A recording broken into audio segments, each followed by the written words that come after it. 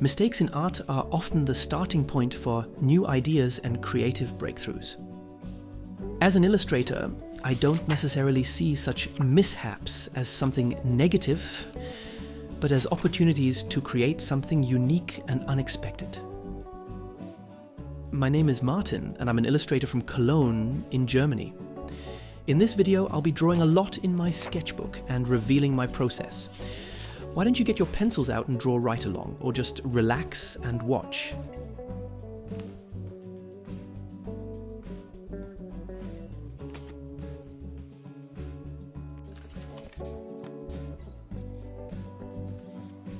When I make an illustrative or design mistake, I try to embrace it and see how I can integrate it into the overall work. Sometimes unintentional lines or colors can lead to interesting shapes or textures. It can also be liberating to work beyond a technical limit.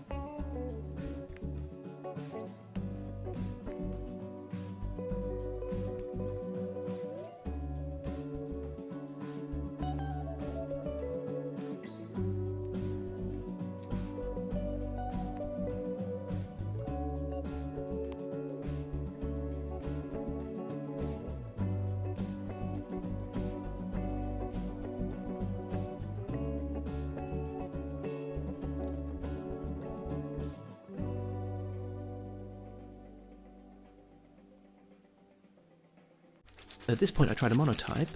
The motif is printed onto the paper by rubbing. The graphite comes off the backing paper and onto the paper underneath.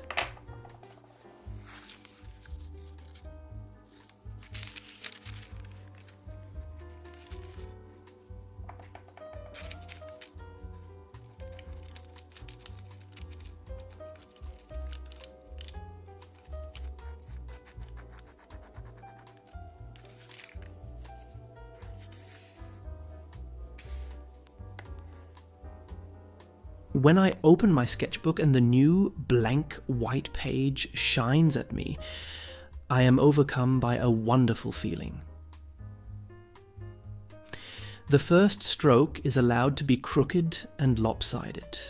From then on, it continues and I simply react intuitively.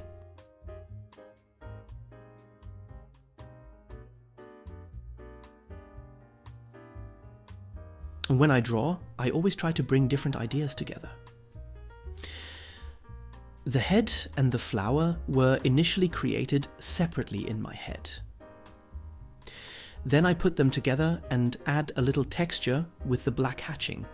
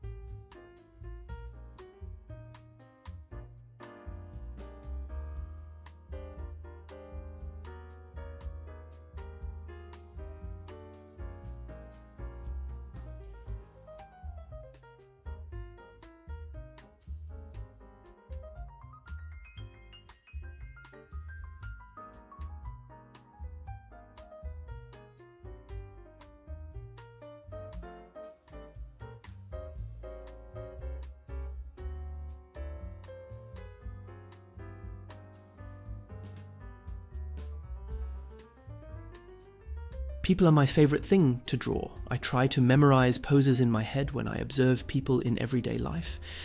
People on the street, passengers on the train, or editorial photo shoots in magazines serve me as a pool for variable postures. Try it out for yourself. Collect motifs in your head, or save them on your smartphone so that you can call them up when drawing.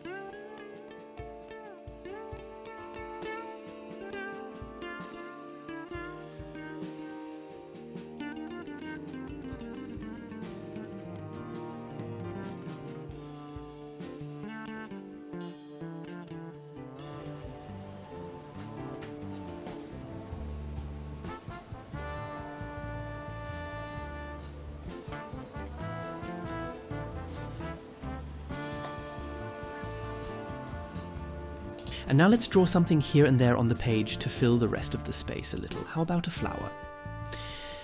I always like to use flora and fauna for small motifs.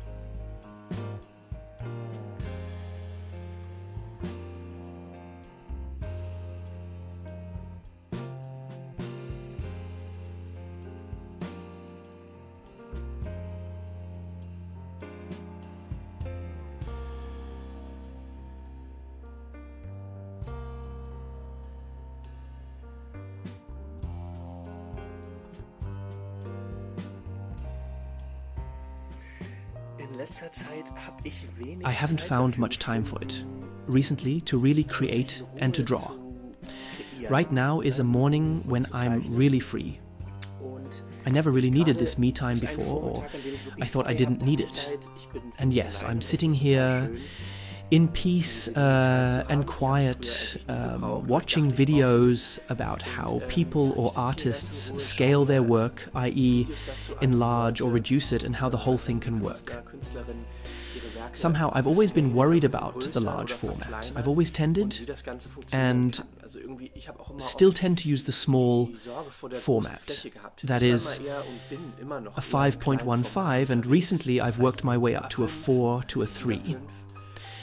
And that was a bit of an accident. And I have to say, I still feel super comfortable in the small format. But simply venturing into it, for example with larger brushes, with cheaper colors that you don't worry about, or paper that wasn't so expensive, or everything for the large surface. In my case, it totally helped me to dare to try it myself, perhaps as a tip, to try other formats, maybe other colors. Yes, and apart from that, I'm really enjoying this time for myself. It's completely quiet in the house, I can draw what I want, and I'm doing a few things here, again in a small format, in black and white, and I'm just carrying on a bit. That's my luxury time for today.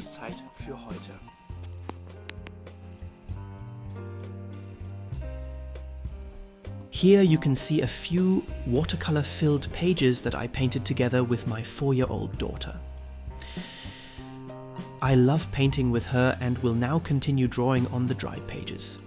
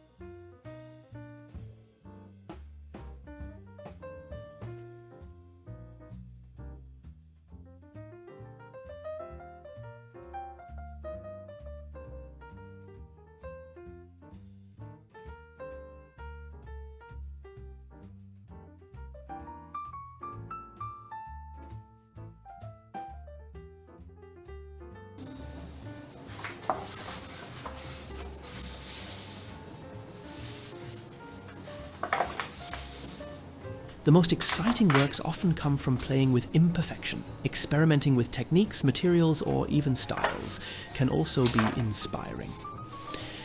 I will now continue illustrating for a while and hope that I was able to inspire or relax you with this video.